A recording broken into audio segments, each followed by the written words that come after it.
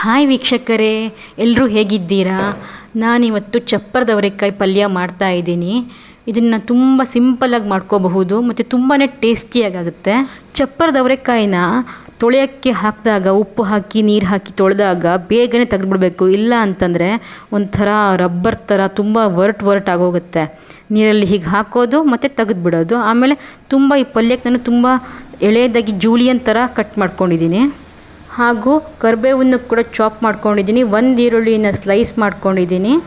ನನ್ನ ಫೇವ್ರೆಟ್ 3-4 ಬೆಳ್ಳುಳ್ಳಿಯನ್ನು ಕೂಡ ಸಣ್ಣದಾಗಿ ಚಾಪ್ ಮಾಡ್ಕೊಂಡಿದ್ದೀನಿ. ಇದು ಎಣ್ಣೆಯಲ್ಲೇ ಮಾಡುವಂತಹ ಪಲ್ಯ ಆಗಿರೋದ್ರಿಂದ ಸ್ವಲ್ಪ ಎಣ್ಣೆ ಜಾಸ್ತಿ ಹಾಕಿದ್ದೀನಿ. ನೀರು ಹಾಕೋದೇ ಇಲ್ಲ ಈ ಪಲ್ಯಕ್ಕೆ. ತುಂಬಾ ಸಿಂಪಲ್ ಒಗ್ಗರಣೆ. ಎಲ್ಲ ಕರಿಬೇವು, ಬೆಳ್ಳುಳ್ಳಿ, ಈರುಳ್ಳಿನೆಲ್ಲ ಹಾಕಿ ಹಳದಿ ಎಲ್ಲ ಹಾಕಿ ಒಂದು ಸಿಂಪಲ್ ಒಗ್ಗರಣೆ ಮಾಡ್ಕೊಂಡಿದ್ದೀನಿ. ಈಗ ಚಪ್ಪರದ ಅವರೆಕಾಯಿನ ಹಾಕ್ಕೊಂಬಿಟ್ಟು ಸರಿಯಾಗಿ 5-6 ನಿಮಿಷದ ತನಕ ಎಣ್ಣೆಯಲ್ಲಿ ಸರಿಯಾಗಿ ಮುಗಿಸ್ಕೊಳ್ಳಿ ಮೇಲೆ ಕೆಳಗೆ.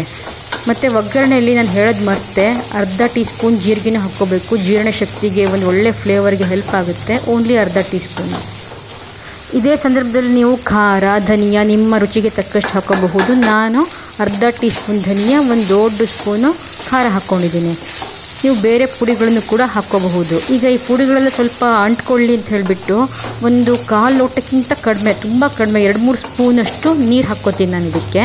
ಜಾಸ್ತಿ ದಯವಿಟ್ಟು ಹಾಕ್ಕೋಬೇಡಿ, ಇದು ಗಟ್ಟಿ ಪಲ್ಯ. ಒಂದು ತಟ್ಟೆ ಮುಚ್ಚಿಟ್ಬಿಟ್ಟು 10 ನಿಮಿಷ ನಾನು ವೆಯ್ಟ್ ಇಟ್ಬಿಟ್ಟು ಬೇಯಿಸ್ಕೊಂಡೆ. ಫುಲ್ ನೀಟಾಗಿತ್ತು. ಆಮೇಲೆ ನಾನು ಕೊತ್ತಂಬರಿ ಸೊಪ್ಪು ಮತ್ತು ನಿಂಬೂನ ಹಾಕ್ಕೊಂಡಿದ್ದೀನಿ ರುಚಿಗೆ ತಕ್ಕಷ್ಟು. ಒಗ್ಗರಣೆ ಎಣ್ಣೆಯಲ್ಲಿ ಇದನ್ನು ಹದವಾಗಿ ಹುರ್ಕೊಂಡಿರೋದ್ರಿಂದ, ಆನಂತರ ವೆಯ್ಟ್ ಇಟ್ಬಿಟ್ಟು ತಟ್ಟೆ ಮುಚ್ಚಿಟ್ಟಿರೋದ್ರಿಂದ ಇದು ಮ್ಯಾಕ್ಸಿಮಮ್ 15 ನಿಮಿಷಕ್ಕೆ ತುಂಬ ಬ್ಯೂಟಿಫುಲ್ ಪಲ್ಯ ಆಗಿರುತ್ತೆ. ಕ್ಲೀನಾಗಿ ಬೆಂದಿರುತ್ತೆ ಕೂಡ.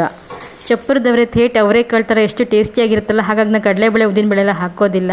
ಇದನ್ನು ಅನ್ನ ಜೊತೆ ಡೈರೆಕ್ಟಾಗಿ ತಿಂತಾ ಇರ್ತೀನಿ. ನನಗೆ ಸಾರೇ ಬೇಡ ಇದು ಪಲ್ಯ ಮಾಡಿದಾಗ. ತುಂಬ ಟೇಸ್ಟಿಯಾಗಿರುತ್ತೆ ಈ ಪಲ್ಯ. ನೀವು ಮಾಡಿ ನೋಡಿ.